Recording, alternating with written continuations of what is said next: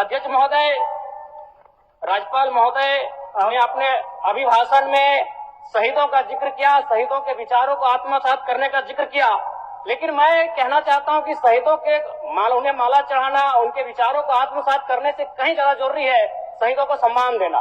मैं एक झारखंड, चूंकि माननीय मुख्यमंत्री भी झारखंड आंदोलनकारी के सुपुत्र, आज वो मुख्यमंत्री हैं, मैं भी एक झारखंड आंदोलनकारी का बेटा हूं, आज मैं विधायक के रूप में आपके बीच हूं, लेकिन आज असंख्य झारखंड आंदोलनकारी के परिवार है जो छत विच्छत हो चुका है। इसलिए मैं चाहता हूं जिस प्रकार एसटी आरक्षण, ओबीसी आरक्षण और एससी आरक्षण, ईडब्ल्यूएस आरक्षण के साथ झारखंड आंदोलन की लड़ाई लड़ने वाले आंदोलनकारियों के परिवार को, आश्रितों को 5% आरक्षण की व्यवस्था की जाए, ये मैं सदन से मांग करता हूं।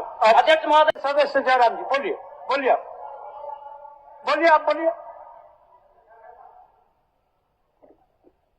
धन्यवाद अध्यक्ष महोदय। मैं माननीय राज्यपाल महामहिम के अभिभाषण की सराहना करने के साथ साथ अभिभाषण के विपक्ष में कुछ बातें रखना चाहता हूं।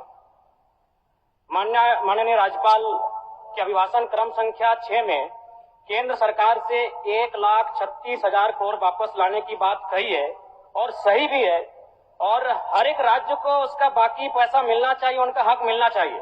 लेकिन अध्यक्ष महोदय, मैं आपके माध्यम से सरकार से पूछना चाहता हूं कि राज्य के सभी बैंकों ने मिलकर 2019 से 2024 तक 5,55,018 करोड़ रुपए दूसरे राज्यों को भुगतान करने का कार्य किया है।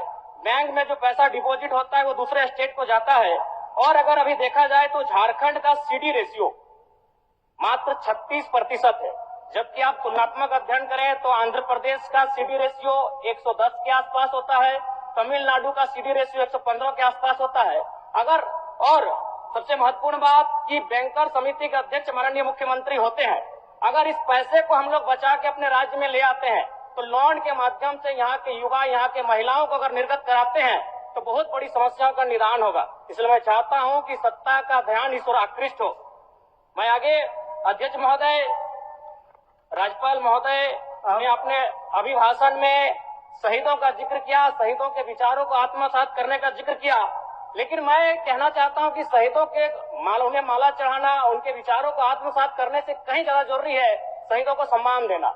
मैं एक झारखंड, चूंकि माननीय मुख्यमंत्री भी झारखंड आंदोलनकारी के सुपुत्र, आज वो मुख्यमंत्री हैं, मैं भी एक झारखंड आंदोलनकारी का बेटा हूं, आज मैं विधायक के रूप में आपके बीच हूं, लेकिन आज असंख्य झारखंड आंदोलनकारी के परिवार है जो छत विच्छत हो चुका है। इसलिए मैं चाहता हूं जिस प्रकार एसटी आरक्षण, ओबीसी आरक्षण और एससी आरक्षण, ईडब्ल्यूएस आरक्षण के साथ झारखंड आंदोलन की लड़ाई लड़ने वाले आंदोलनकारियों के परिवार को, आश्रितों को 5% आरक्षण की व्यवस्था की जाए, ये मैं सदन से मांग करता हूं।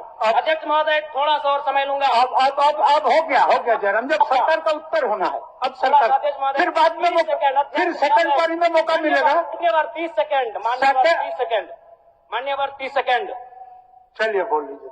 राज्यपाल महोदय के अभिभाषण में इको टूरिज्म डेवलपमेंट कॉर्पोरेशन निर्माण की बात कही है, जो कि सराहनीय है, और मैं चाहता हूं मेरे क्षेत्र में एक पारासात में पुत्रीगढ़ी आता है और डेलिया डैम आता है, उनका उस दिशा में भी डेवलपमेंट करने की दिशा में आगे बढ़ा जाए। और सबसे महत्वपूर्ण बात जो झारखंड के नाम में छुपा है, झाड़ और खंड, झाड़ यानी जंगल, खंड यानी जमीन भूभाग, एक बहुत बढ़िया संबोधन अभिभाषण रहा महोदय, जिसमें उन्होंने जीएम लैंड की जो रसीद 2017 में रोकी गई थी उसकी रसीद पुनः काटी जाएगी। लेकिन मैं साथ ही साथ यह भी चाहता हूं, क्योंकि झारखंड में जितने भी उद्योग स्थापित हैं, चाहे वो रांची का एचईसी हो, दिल्ली का हिंडाल्को हो, सरकार का उत्तर माननीय मुख्यमंत्री, यदि 20-25 वर्षों के बाद उन उद्योगों की जमीन खाली पड़ी है, माननीय मुख्यमंत्री तो वापस कराई जाए, मैं आपसे ये मांग करता हूँ। धन्यवाद।